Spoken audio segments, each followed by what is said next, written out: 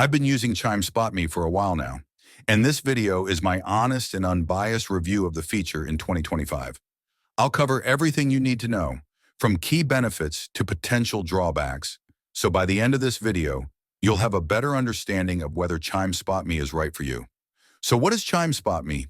It's an optional feature offered by Chime that allows eligible users to overdraft their account by up to $200 with no overdraft fees.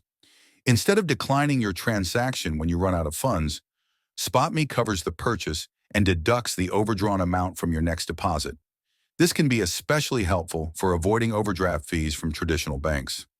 One of the biggest advantages of SpotMe is its fee-free structure.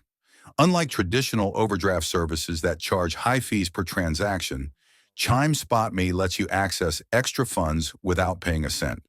Plus, it works seamlessly with Chime's debit card for everyday purchases like groceries, gas, or even dining out.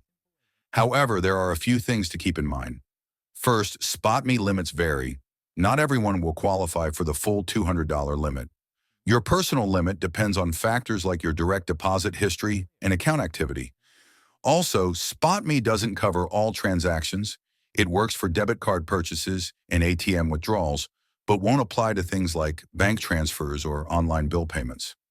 Another consideration is that SpotMe is not a long-term financial solution.